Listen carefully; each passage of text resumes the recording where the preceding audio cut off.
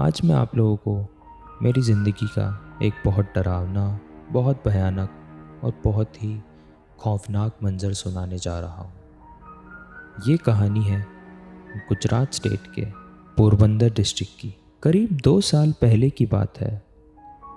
मैं वहाँ एक प्राइवेट सेमिनार अटेंड करने अपनी पत्नी रूबी के साथ गया था। तब कंपनी ने हमारे ठहरने का इंतज़ाम विला में किया था।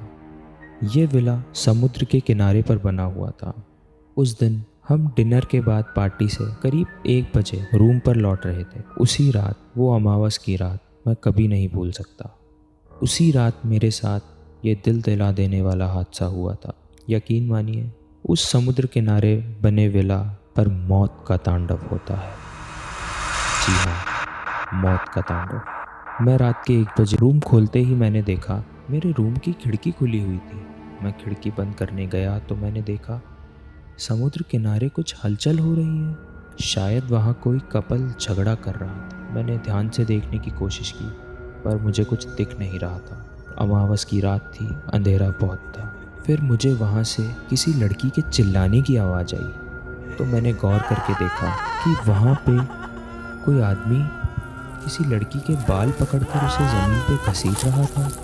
मैं उसी वक्त खिड़की से छलांग लगाकर उनके करीब गया। करीब जाके मैंने देखा कि वो लड़की झटपटा रही है, चिल्ला रही है। मैं ज़ोर से चिल्लाया, क्या चल रहा है वहाँ? पुलिस को बुलाऊं? उन दोनों में से किसी ने जवाब नहीं दिया। लेकिन कुछ देर बाद मुझे महसूस हुआ कि उधर खड़ा मर्द मुझे घूर रहा था और साथ खड़ी लड़की बस झटपटा रही थी। चूँकि उस आदमी ने उसका सर और बाल दबोच रखे थे, अब मेरा पारा चढ़ चुका था। मैंने उसी वक्त मेरे आगे पड़ा बड़ा पत्थर हाथ में लिया, कदम आगे बढ़ाने लगा। मेरा ऐसा करना शायद मेरी बहुत बड़ी गलती थी।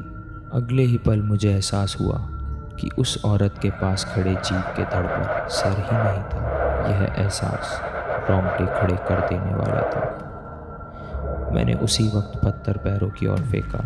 तभी अगले ही पल उसने अपने पैरों से रेत उड़ाना शुरू किया। मैं आंखें बीचता उधर से भागा और दौड़कर हमारे वेला की खिड़की के पास पहुंच गया। मैंने रूम के अंदर जाके रूबी को पूरी बात बताई। मैं बहुत घबराया हुआ था, मेरी सांसें चल रही थी। रूबी ने मुझे पानी पिलाया, शांत करा। मैंने उसे पूरा किस्सा सुनाया। तभी अचानक से उसे भी डर सा लगने लगा।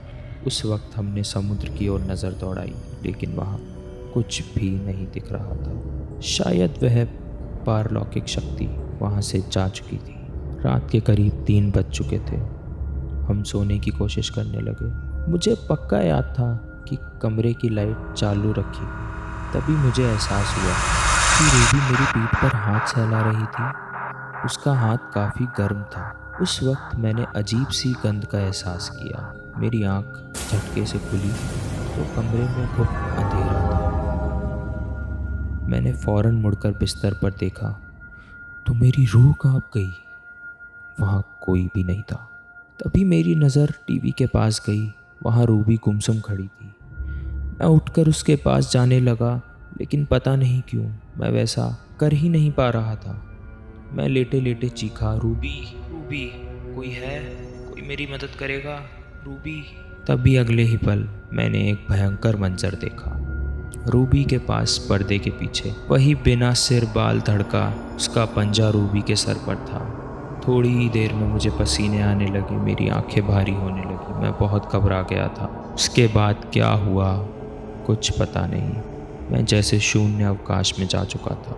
मेरा शरीर बेहद ठंडा हो चुका था, लेकिन ऐसा लग रहा था कि मेरे शरीर में आत्मा ही नहीं है।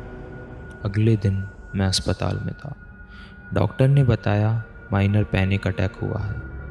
रूबी ने कहा रात में कुछ हुआ ही नहीं, और वो आज भी यही बोलती है कि उस रात तो कुछ हुआ ही नहीं था। लेकिन मुझे पता है उस रात का भयानक सच। उस घटना के बाद मैं कभी पोरबंदर वापस नहीं गया। मैं अक्सर वहाँ के कुछ लोगों से सुनता हूँ कि पोरबंदर में समुद्र किनारे बना हुआ गेस्ट हाउस शायद भूतों का अड्डा बन चुका है, और वहाँ ऐसे कई हादसे होते रहते हैं। कभी कभी हम जाने अनजाने में बहुत सी ऐसी चीज़ों को देख लेते हैं, बहुत सी ऐसी चीज़ों को कर लेते हैं जो हमें नहीं करनी चाहिए। शायद उस दिन मैं खिड़की से कूदकर उनके पास नहीं जाता तो ये नहीं होता।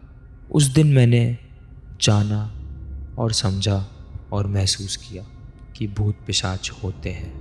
तो ये कहानी थी पोरबंदर चौपाटी पे घूमते खूंखार भूतों का आतंक।